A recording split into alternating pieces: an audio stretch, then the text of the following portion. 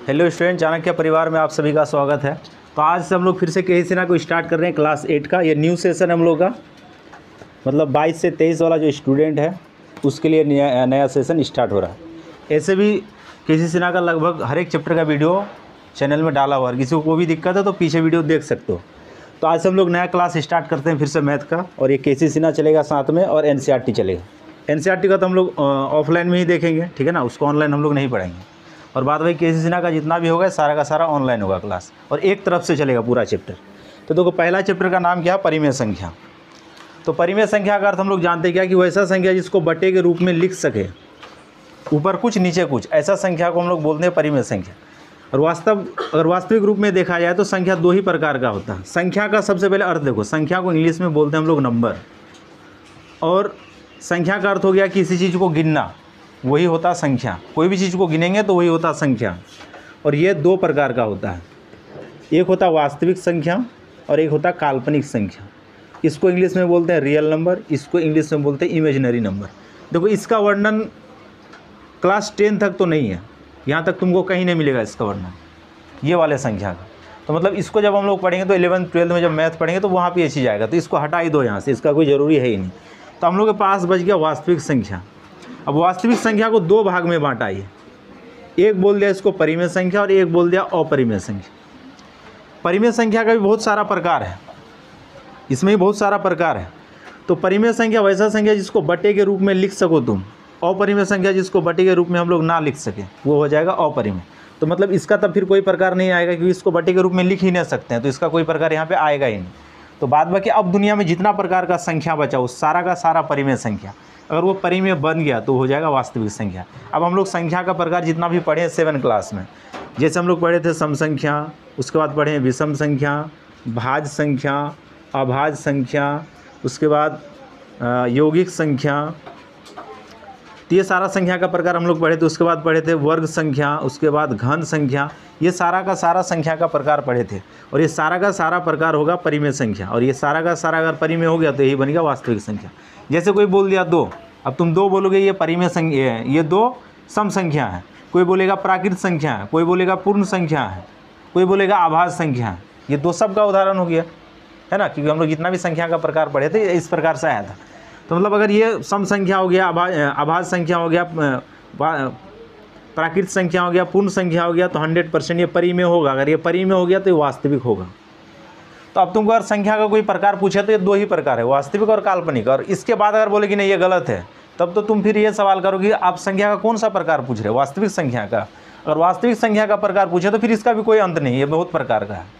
तो मुख्य रूप से संख्या 2 ही प्रकार का होता है, वास्तविक और काल्पनिक। और कोई बोलता है कि सम संख्या विषम संख्या, इस प्रकार से तुमको 10-12 को गिना देगा, बोलेगा ही 10 प्रकार का संख्या है। ऐसा जरूरी नहीं कि 10 ही प्रकार का संख्या हो, संख्या बहुत प्रकार का तुम बना सकते हो।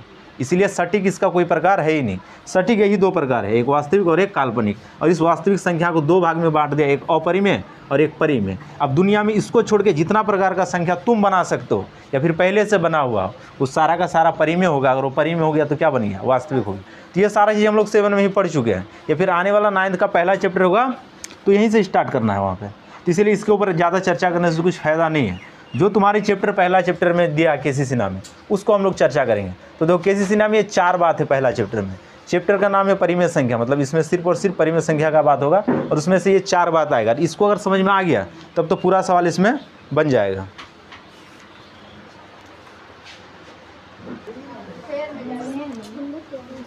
तब देखो चैप्टर में जो बात है उसके ऊपर हम लोग डिस्कस करते हैं। पहला देखो योज प्रतिलोम। तो योज मतलब होता है जोड़। यहाँ पे देखो 2 वर्ड है, एक होता है योज, यहाँ पे एक वर्ड दे दिया, और एक दे दिया प्रतिलोम। अब दोनों को समझना, और इस दोनों को समझ गया तो फिर चैप्टर में दिक्कत ही नहीं होगा, क्योंकि आधा सवाल इसी 2 पॉइंट के ऊपर ही दिया है। योज मतलब होता है जोड़, और प्रतिलोम होता है उल्टा। तो बस सीधा सा बात है कि जोड़ का उल्टा घटा। घटा रहेगा तो जोड़ में लिखना, जोड़ में रहेगा तो घटा लिखना, उसी को हम लोग बोलते हैं योज प्रतिलोम। तो जब किसी संख्या को उसके उल्टे चिन्ह से, मतलब उसके प्रतिलोम चिन्ह से लिखा जाए, उसका जो उसमें चिन्ह है उसको बदल के लिखा है, जोड़ है तो घटा में लिखेंगे, घटा रहेगा तो जोड़ में लिखेंगे, उसी को हम लोग बोलते हैं योज प्रतिलोम। अब सवाल देखो कैसे बनाता है यहाँ पे। जैसे तुमको बोल दिया कि 3 का योज प्रतिलोम, 3 का योज प्रतिलोम तो -3, और तुमको पूछ दिया कि -5 का योज प्रतिलोम तो 5। तो प्लस था तो माइनस हो गया, माइनस था तो प्लस हो गया। तो बस यही हो गया कि जो संख्या देगा उसका उल्टा चिन्ह लेके लिखना, वही कहलाता योज्य प्रतिलोम। ठीक, तो ये हो गया पॉइंट क्लियर। अब आ जाओ दूसरा पॉइंट में। देखो दूसरा पॉइंट है क्या, गुणात्मक प्रतिलोम। अब इसमें भी देखो दो वर्ड है, गुणात्मक और इधर हो गया प्रतिलोम। प्रतिलोम तो समझ में आ गया कि उल्टा, और गुणात्मक का अर्थ होता है गुना, तो गुना का उल्टा हो जाता भाग। और कोई दे दिया 3, अब बोल दिया कि 3 का गुणात्मक प्रतिलोम लिखे, तो 3 का गुणात्मक प्रतिलोम, इसके नीचे कुछ नहीं तो 1 है। देखो भाग 3-4 तरीका से हम लोग दर्शाते हैं। एक भाग का चिन्ह ऐसे होता है कि ऊपर कुछ संख्या नीचे कुछ संख्या, ये भी एक भाग का चिन्ह हो गया। एक भाग हम लोग ऐसे दर्शाते हैं, और एक भाग हम लोग बचपन से पढ़े ऐसे वाला। तो तीनों भाग का ही चिन्ह है। ठीक है, अब देखो इस 3 के नीचे कुछ नहीं तो 1 है, तो 1 चल गया ऊपर, 3 आ गया नीचे, तो ये उल्टा हो गया। तो यही क्या कहलाया, गुणात्मक प्रतिलोम। उसी प्रकार से अगर तुमको बोल दिया कि 5/3, तो 3 नीचे था ऊपर चली गया, और 5 ऊपर था तो नीचे आ गया। तो यही हो गया गुणात्मक प्रतिलोम, कि गुना के रूप में उल्टा होना, नीचे वाला ऊपर और ऊपर वाला नीचे। तो हो गया गुणात्मक प्रतिलोम। अब देखो दो वर्ड नीचे की, योज्य तत्समक और गुणात्मक तत्समक। अब यहाँ तो एक चीज़ समझ में आ गया कि योज्य मतलब होता है जोड़। अब यहाँ पे एक नया वर्ड आ गया तत्समक।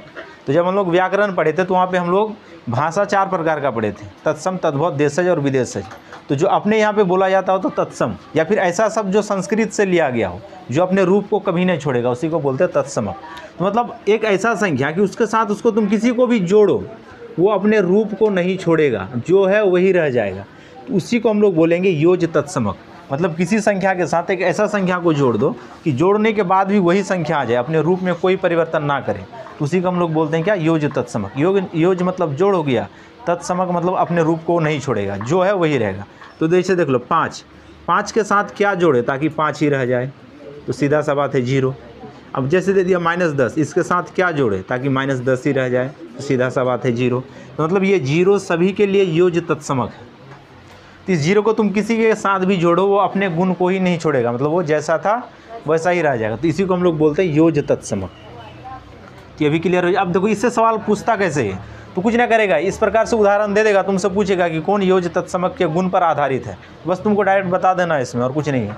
सेम कहानी दो गुणात्मक तत्समक, मतलब गुना करने से अपने रूप को नहीं छोड़ेगा, वैसा ही रह जाएगा। तो उसी को हम लोग बोलेंगे गुणात्मक तत्समक। जैसे देखो 5 को किसके साथ गुना करे ताकि 5 ही रह जाए, 1 के साथ गुना करो 5 ही रह जाएगा। -10 को किसके साथ गुना करे ताकि वही -10 ही रह जाए, तो 1। तो यही हो गया क्या, गुणात्मक तत्समक, कि गुना करने से अपने चीज़ को नहीं छोड़ेगा, जैसा हो वैसा ही रहेगा। तो उसको हम लोग क्या बोलेंगे, गुणात्मक तत्समक। तो ये दोनों भी क्लियर हो गया। अब इसके अलावा भी इस चैप्टर में थोड़ा बहुत और कुछ बात दिया, बस यहीं तक चैप्टर है, और चैप्टर में ज़्यादा कुछ नहीं है। अब इसमें 10, 15 या 20 सवाल, जितना भी सवाल है, सारा का सारा सवाल यही 3-4 बात पे बनेगा, ठीक है ना। तो इसीलिए चैप्टर बहुत ही आसान है।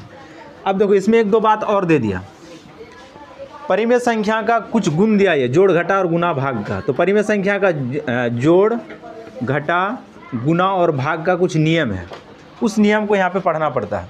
तो सबसे पहला नियम आता है क्रम विनिमय गुण। क्रम विनिमय गुण, तो ये क्या होता है, तो क्रम विनिमय गुण देखो, जोड़ के लिए, घटा के लिए, गुना के लिए और भाग के लिए। देखो तो क्रम विनिमय गुण मतलब कि जैसे ए और बी को अगर जोड़ेंगे, तो जोड़ने के बाद अगर हम लोग बी और ए करें तो दोनों बराबर होगा। इसी गुण को हम लोग बोलते हैं क्रम विनिमय गुण। मतलब अपने जगह को नहीं छोड़ेगा ही, मतलब अपने जगह को बदलेगा, लेकिन अपने चिन्ह को नहीं छोड़ेगा, जो जहाँ पे वहीं पे रह जाएगा। तो कहने का मतलब जैसे देखो 5 जोड़ 2, इसको तुम 2 जोड़ 5 लिखो, बाद बाकी कहानी वही आएगा। मतलब इसको भी जोड़ोगे तो 7 आएगा, इसको भी जोड़ोगे तो 7 आएगा। तो ये कहलाता क्रम विनिमय गुण। लेकिन देखो किसके लिए, जोड़ के लिए। तो एक चीज़ तो क्लियर हो गया कि क्रम विनिमय गुण जोड़ के लिए सही है, क्रम विनिमय गुण जोड़ के लिए सत्य होगा। अब क्वेश्चन कैसे पूछता है, अब ऐसे पूछे क्रम विनिमय गुण किसके लिए सत्य है, जोड़, घटा, गुना, भाग, ऐसे ऑप्शन देगा तुम। तो क्रम विनिमय गुण के, क्रम मतलब स्थान, विनिमय मतलब बदलना, अपने स्थान को बदलेगा लेकिन अपने गुण को वो नहीं छोड़ेगा। जो जोड़ के इधर आया वही जोड़ के इधर आया। सिर्फ कहानी क्या था कि इधर 5 जोड़ 2 था, यहाँ पे 2 जोड़ 5 कर दिया, तो मतलब पहले ए जोड़ बी था, बी जोड़ ए हो गया, ठीक है ना। तो ये क्रम विनिमय गुण जोड़ के लिए सत्य है। अब इसी चीज़ को देखो गुना के लिए अगर देखें हम लोग, अगर यहाँ पे गुण घटा, पहले घटा के लिए देखते हैं। तो देखो 5 घटा 2 किए और इधर 2 घटा 5 किए। अब इसको घटाओ तो 3 आएगा, जबकि इसको घटाएंगे तो हम लोग -3 आएगा। अब दोनों बराबर नहीं हुआ, इधर तो 3 आ गया लेकिन इधर -3 आ गया। तो क्रम विनिमय गुण तब घटा के लिए क्या हो गया, असत्य हो गया, इसके लिए सही है, होगा ही नहीं। अब इस चीज़ को अगर गुना के लिए हम लोग चेक करें कि गुना में के लिए क्या हो जाता है, ये 5 गुना 2 करो या फिर 2 गुना 5 करो। अब देखो 5 गुना 10, 2 5 10, दोनों बराबर हो गया। तो क्रम विनिमय गुण तब गुना के लिए क्या हो गया, सही हो गया। अब इसी चीज़ को अगर भाग के लिए चेक कर ले हम लोग, इधर भी भाग इधर भी भाग कर ले, तो जब इधर तुम भाग करोगे 5 भागा 2 करो और यहाँ पे 2 भागा 5 करो, तो इसको भाग दोगे तो 2 दूना 4, 2 5 10, ये 0.4 आ जाएगा। 5 के 20 दशमलव देकर भाग देंगे तो देखो फिर दोनों बराबर नहीं होगा, तो मतलब क्रम विनिमय गुण घटा के लिए क्या हो गया, असत्य हो गया। तो देखो क्रम विनिमय गुण जोड़ और गुना के लिए सत्य, जबकि घटा और भाग के लिए असत्य। अब क्वेश्चन ऐसे पूछेगा क्रम विनिमय गुण किसके लिए सत्य है, 4 ऑप्शन ऐसे बना के देगा। अब याद रखो किसके लिए सही है किसके लिए गलत है। उसी प्रकार से हम लोग पढ़ेंगे इसमें सहचार्य गुण। सहचार्य गुण का भी सेम नियम है, वो जोड़ के लिए और गुना के लिए सत्य होगा, घटा और भाग के लिए असत्य होगा। तो देखो ये चीज़ हम लोग 7 में भी पढ़े हैं, इसलिए ज़्यादा यहाँ पे डिस्कस नहीं करना था, हम लोग को मेन रूप से इसी चीज़ का डिस्कस करना। अब चलते हम लोग चैप्टर में, तो ये पूरा ख़त्म हो गया यहाँ तक कहानी। अब हम लोग डायरेक्ट चैप्टर में चलते हैं। तो देखो अब ये के.सी. सिन्हा का जो न्यू वर्जन है, ये नया बुक है के.सी. सिन्हा का, ठीक है ना, ये न्यू लेटेस्ट आया है, 2023 का ही किताब होगा ये। तो अब देखो इसमें जो चैप्टर में जो पहला सवाल दिया, क्योंकि देखो हर एक साल क्या होता है कि ये एडिशन बदलता है, मतलब कुछ नया क्वेश्चन को जोड़ता है, इसमें जो गलती होता है उसको हटाता भी है, तो दोनों बात होता है इसमें। तब देखो इसमें कुल मिला के क्वेश्चन दे दिया, ये 21 क्वेश्चन है टोटल, और जितना भी डिस्कस किया उसी के ऊपर सारा का सारा सवाल है। तो अब देखो इसमें पहला सवाल लिख रहा है 1.1 में, तो एक्सरसाइज हो गया 1.1। इसमें पहला सवाल क्या बोल रहा है ये कि निम्नलिखित परिमेय संख्याओं का योज्य प्रतिलोम लिखें। फिर वही बात आ गया, योज्य प्रतिलोम मतलब उल्टा लिखना है। 1 नंबर में देखो सवाल क्या दे दिया, -5/6 का योज्य प्रतिलोम। देखो जैसे सवाल को बोर्ड पे बनाते सेम ऐसे ही बनाओगे सब। तो -5/6 का योज्य प्रतिलोम, तो माइनस है तो प्लस में होगा, प्लस रहता तो माइनस में होता है आंसर, तो कितना हो जाएगा 5/6, तो यही हो गया आंसर इसका। तो 1 नंबर का सारा सवाल बना सकते हो, 1 नंबर में जितना सवाल दिया सब ऐसे ही बनेगा। समझ में आ गया, उतार लो इस सवाल को। चलो देखो ये दूसरा नंबर सवाल है, इसमें देखो बोल क्या रहा है कि सत्यापित कीजिए कि निम्न के लिए -x ब्रैकेट के अंदर, देखो बाहर में माइनस दिया फिर ब्रैकेट के अंदर -x बराबर x होता है, ये सिद्ध करना हम लोग को। तो सबसे पहले एक चीज़ क्लियर करो, जब हम लोग बोर्ड मास पढ़े थे तो एक चीज़ उसमें पढ़े थे कि जब गुना के अंदर और बाहर कोई संख्या रहे या फिर कोई भी चीज़ रहे, ब्रैकेट के अंदर या फिर बाहर कोई भी संख्या रहे और उसके साथ कोई भी चिन्ह ना रहे, तो बताए थे कि वो हमेशा गुना में होता है। और ये कौन वाला गुना आता है, का वाला गुना आता है। तो ये बहुत ही अच्छा पॉइंट है यहाँ पे कि हम लोग गुना 2 प्रकार का जानते हैं, एक ये वाला गुना बोर्ड मास में आता है, एक का वाला गुना आता है। अब देखना यहाँ पे एक सवाल लिखते हैं छोटा सा, अब उसको समझना पड़ेगा। और तुमको 3 गुना 5 बोल दिया और भागा में यहाँ पे 15 दे दिया, तो बोर्ड मास के अनुसार पहले भाग का काम, 3 × 5 = 15, आंसर आ गया 5 × 25। ये चीज़ समझ में आ गया हम लोग को। और सवाल को अगर ऐसे ही दे दे कि 3 गुना के यहाँ पे का दे दे और फिर 5, तो फिर पहले गुना होगा तब भाग, तो 5 × 3 = 15 और फिर भागा 15, ये कट के कितना आ जाएगा 1। दोनों सवाल में अंतर आ गया, सवाल था एक लेकिन सिर्फ एक अक्षर बदला, तो देखो यहाँ पे आंसर भी अलग अलग आ गया। तो बोर्ड मास के अनुसार पहले का वाला गुना का काम और बाद में तब ये गुना आता, और बीच में फिर क्या आ जाता भाग। अगर ये वाला गुना दे दे तो पहले भाग तब क्या होगा, तब गुना होगा, और ये वाला गुना दे दे तो पहले गुना तब भाग होगा। अब रहा सवाल कि अगर इसी सवाल को ऐसे लिख दे, यहाँ पे दे दिया 3 और ब्रैकेट के अंदर दे दिया 5। एक चीज़ तो सिखा दिए थे क्या कि इस ब्रैकेट के अगर बाहर कोई भी चीज़ ना रहे तो हमेशा गुना माना जाता। अब रहा सवाल कि कौन वाला गुना, ये वाला गुना या फिर ये वाला गुना। हो गया बच्चा कन्फ्यूज यहाँ पे। तो याद रखना ये ब्रैकेट का मतलब होता है का वाला गुना, क्योंकि बहुत बच्चा इस चीज़ को नहीं जानता है, कन्फ्यूज हो जाता होगा, ठीक है ना। तो पहले तुम यहाँ पे गुना करोगे तब भाग करना, नहीं तो फिर गड़बड़ हो जाएगा सवाल में, ठीक है ना। तो ब्रैकेट हटेगा तो पहले गुना होगा तब ना ब्रैकेट हटेगा, तो गुना करना होगा पहले, तो मतलब का वाला गुना यहाँ पे, तो मतलब तुमको पहले गुना करना पड़ेगा 5 × 15। देखो ये बात अच्छे आदमी को भी नहीं पता है, स्टूडेंट तो छोड़ो, बहुत सारा टीचर को भी नहीं पता रहेगा ये सब बात, ठीक है ना, क्योंकि ये सवाल ही वैसा था, ऐसा सवाल कभी भेंट भी नहीं हुआ और भविष्य में कहीं भेंट हो गए तो इस चीज़ को ध्यान रखना, ठीक है ना। तो अब इसमें देखो ये ब्रैकेट का अंदर और बाहर गुना है, भाग है, सॉरी घटा है ना। तो ब्रैकेट के जब अंदर और बाहर घटा है तो गुना में माइनस माइनस क्या होता है, प्लस होता है, इस चीज़ को हम लोग जानते हैं। तो उसी के ऊपर ये सवाल है। अब चलो चेक करते हैं इसको कि इतना बराबर इतना होगा या फिर नहीं होगा। तो सबसे पहले देखो 2 पक्ष है, ये हो गया बायां पक्ष और ये हो गया दायां पक्ष। तो सबसे पहले हम लोग बायां पक्ष को लेते हैं, यहाँ पे बायां पक्ष। तो बायां पक्ष में देखो माइनस फिर ब्रैकेट के अंदर -x है। अब यहाँ पे बैठा हो, यहाँ पे ये माइनस हो गया, ये माइनस और 1 है और इस x के यहाँ पे 13/17 दिया हुआ है। ब्रैकेट जैसे हटेगा तो माइनस माइनस क्या हो जाएगा, प्लस हो जाएगा। तो देखो 13/17, ठीक है ना। तो बायां पक्ष में 13/17 आ गया, तो दायां पक्ष भी क्या है, x बराबर कितना है 13/17, ये भी तो वही है। तो यहाँ पे लिख देंगे हम लोग क्या, दायां पक्ष।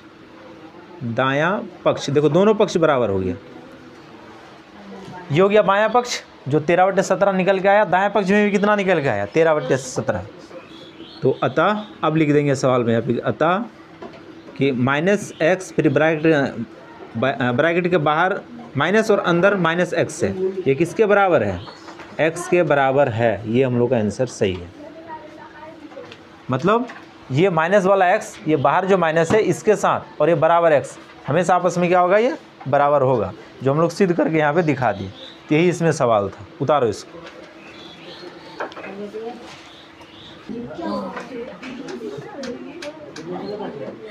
बात नहीं करो।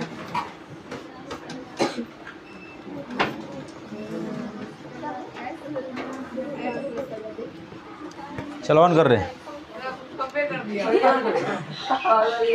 चलो ध्यान दे इधर। ये देखो 3 नंबर का 1 नंबर सवाल है, इसमें लिखा हो कि -3 + 7/9 है, ठीक है। अब सवाल में देखो बोला क्या है, यहाँ पे सुनना कि क्रम विनिमय गुण का प्रयोग कर रिक्त स्थानों को भरे। अब क्रम विनिमय गुण में अभी क्या बताया, देखो कि क्रम विनिमय गुण मतलब कि जो भी संख्या है वो अपने स्थान को बदलेगा लेकिन अपने चिन्ह को नहीं बदलेगा। और ये जोड़ और गुणा के लिए सत्य था, तो देखो ये जोड़ के लिए है, तो मतलब a + b करो या फिर b + a करो आपस में बराबर है। हाँ, लेकिन ये घटा और भाग के लिए असत्य था, इसीलिए सवाल भाग और घटा में देगा ही नहीं। सवाल को किस में देगा, ये जोड़ और गुणा में। तो ये जोड़ के लिए क्रम विनिमय गुण है, और गुणा के लिए आ जाए तो गुणा के लिए क्रम विनिमय गुण है। तब इसको पलट के लिख दो ना, पहले इसको लिखो बाद में इसको लिखो, तो हो जाएगा 7/9 और बीच में प्लस रह जाएगा और -3 यहाँ पे आ जाएगा। ये बीच वाला चिन्ह नहीं बदलेगा, बाद में इसके साथ जो चिन्ह था वो अपने साथ और लेके जाएगा। बात समझ में आ गया ना। तो ये हो गया क्रम विनिमय गुण। तो पहले देखो a + b था, b + a हो गया, लेकिन देखो ये -3 के साथ था ना, वो 3 के साथ रहेगा, उसको वो लेके ही जाएगा। सिर्फ ये बीच वाला चिन्ह बदलेगा, जो है वो अपने जगह पे रहेगा। तो ये नहीं बदला, ये अपनी जगह पे रहा। तो देखो इस प्रकार से इसमें ना कई वो सवाल है, इसमें टोटल 4 सवाल है, बन जाएगा आराम से, ठीक है ना, इसमें कोई दिक्कत नहीं है। अब आ जाओ 4 नंबर में, देखो 4 का 1 नंबर।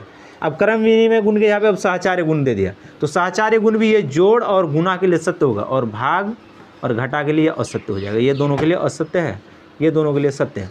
अब देखो सहचार्य गुण में क्या होता है इसमें कि ये ब्रैकेट को साथ लेके आएगा, वो कोई भी ब्रैकेट को एक साथ लेके आएगा। यहाँ पे वो मझली ब्रैकेट आ जाए, छोटी ब्रैकेट या फिर बड़ी ब्रैकेट, तो जहाँ पे भी ब्रैकेट देख लो बोर्ड मास वाला रूल में, तो 100% वो सहचार्य गुण होगा। अगर समझ में नहीं आ रहा है कौन सा गुण है, तो तुम दिमाग में इतना रखो, अगर ब्रैकेट आ गया तो सहचार्य गुण। तो सहचार्य गुण में वही बात है कि a+ और ब्रैकेट में b + c दे दिया।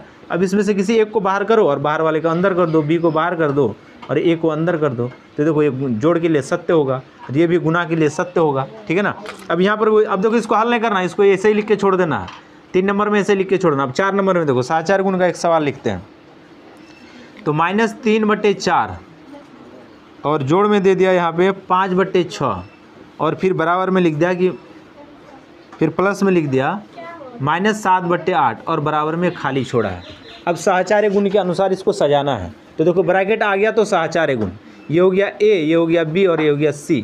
तो c को अंदर लेके जाना और a या b में से किसी एक को बाहर लेके आना, सीधा सा बात है। देखो c को अगर अंदर लेके आ जाओगे तो c आ जाएगा यहाँ पे a के जगह पे और b अपने जगह पे, b को बाहर लेके नहीं गए हम लोग, a को बाहर लेके जाएंगे। और कोई b को बाहर लेके जाएगा तो भी दिक्कत नहीं है, तो इसको बाहर लेके जाओगे तो प्लस और -3/4, तो यही हो गया आंसर। अब इसको हल नहीं करना, सिर्फ सवाल में बोला क्या कि सहचार्य गुण के आधार पे इसको सजा दीजिए, तो सजा दीजिए। जैसे 3 नंबर में क्या बोला था, क्रम विनिमय गुण के आधार पे सजाए, तो उसको वहाँ पे सजा दिए। तो अब देखो 4 नंबर में जितना सारा का सारा सवाल बन जाएगा, इसमें कोई दिक्कत नहीं है। अब देखो 5 नंबर, आज के लिए यहीं तक हम लोग लास्ट करेंगे क्योंकि इसमें बहुत सारा सवाल है, एक वीडियो में इतना बताना संभव है भी नहीं, तो हम लोग 5 नंबर तक देखते हैं। देखो इसमें क्या लिख रहा है कि निम्नलिखित परिमेय संख्याओं का कथन किस गुण को प्रदर्शित करता है, लिखें। तो जो गुण पे उसके अनुसार तुमको लिखना है सिर्फ। तो सबसे पहले देखो पहला सवाल क्या दे दिया, पहला सवाल लिख रहा है 3/7 और जोड़ का -5/8 बराबर -5/8 और जोड़ में दे दिया 3/7। देखो ये a था और ये b था और बीच में जोड़ है।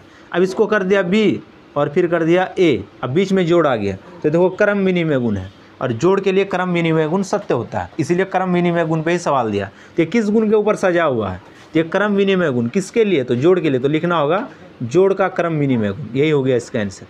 जोड़ का या फिर योग का, कोई योग भी लिखेगा तो ही बात है।